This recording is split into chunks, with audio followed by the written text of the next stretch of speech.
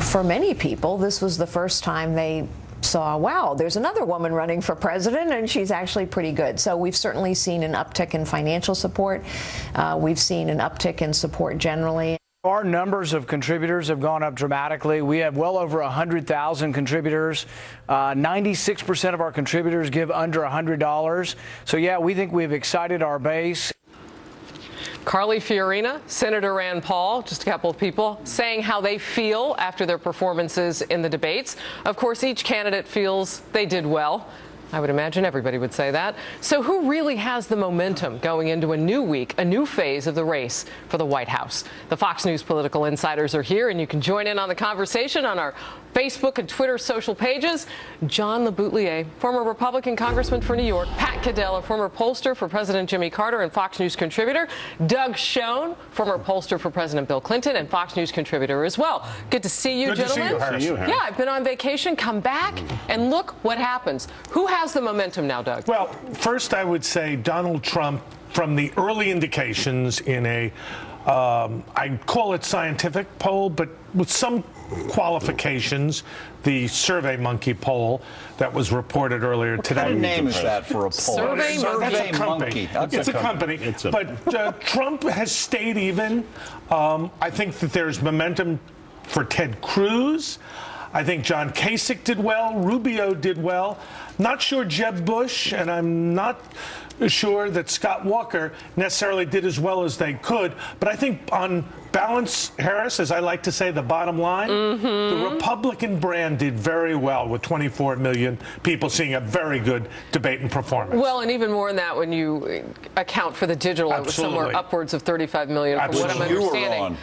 We were doing some social stuff. You're right, digital. So do you agree with that, Pat? And if so, why do you think the brand did well this week? Well, because all you have to do is close your eyes and think about 2012 in the debates. Okay. And you know, you think of that field up there, and it was not as, I mean, these people were much more polished, much more informed, much more interesting. And I must say, for a multi-candidate debate, riveting. And of course, then you had Carly Fiorina, who had wiped out the first debate and was actually in this poll named the winner of all the debates, of the entire debate thing, and as well as, they keep giving me a thing from my ear, it's too small. So they were a winner, and my granddaughter Olivia, who won all of her dog shows and now is a junior oh my goodness, we're digressing here. Master dog show. So that was my win. Well, congrats. All right, John. Well, first of all, I think we have to draw back, and the big story remains Donald Trump. The reason there were 26 million and all the internet people, Trump has done something to politics in this country that is a phenomenon that none of us. Are you proud of that? Yes, I think it's good for the country. I think to have an anti-establishment message thrown out there is good for the system, good for the people to be able to vent. And it's not just him. It's Carly has an anti-establishment message, and so does Dr. Carson. And here's what's going to happen. And so does Ted Cruz. Yeah, but here's what's going to happen is all the other candidates are watching this that are running. Kasich, Bush, they're all watching it. And they're going to, over time, absorb some of this. They'll put a smoother edge to it, which will mute it a little bit.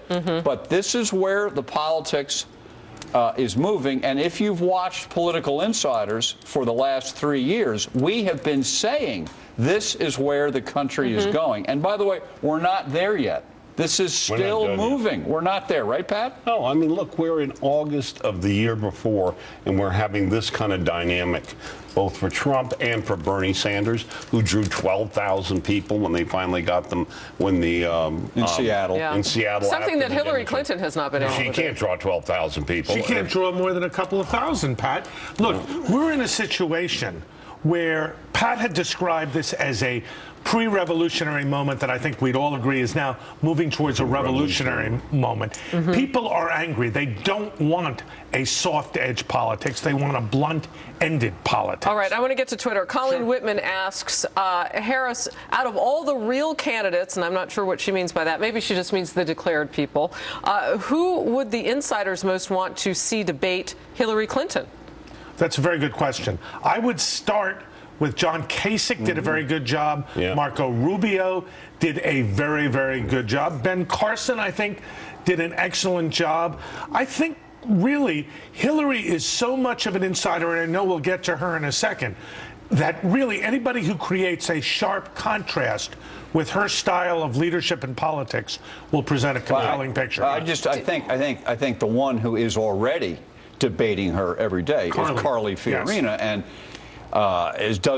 she would really be the most entertaining debate. I also think she's compelling. I think she laid it out. She lays it out on Clinton and on our policy. She knows the issues, and but I thought that also, I thought that Christie, who had been really in trouble, and he may not get enough out of this debate, but he looked tough in this debate. He looked strong. I want to ask you, since you, particularly you, Doug, and Pat have worked on the polling portion of campaigns before. I'm just curious, what kind of a bump do you get from something like this? What's realistic? That's a very good question. And we also have worked, Pat and I, with preparing candidates for debates.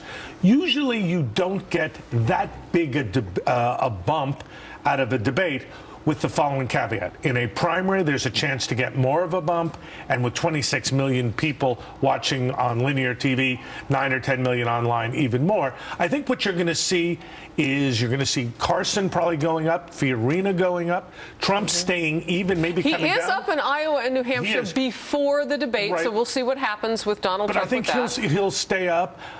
Rubio, I think, will go up. But clearly the trends are now being established. I think the worrisome sign for Jeb and Scott Walker is that they have not really shown well in the early measurements that have come out. People want harder edge politics. That's something that on both sides of the aisle. Real quick, Pat, we got to go. We have this huge tide of anti-establishment, anti-political class attitudes, which Trump is blown up at different points. And as I said, Sanders has done. But no one has yet taken it as far as it can go. We're only going down that Trump is not finished by But the other part about the debate is it's the news afterwards that also amounts. The Obama administration is facing opposition from within the Democratic Party on the Iran nuclear deal. We've been talking about it this hour. It may be the first order of business when Congress returns from summer recess.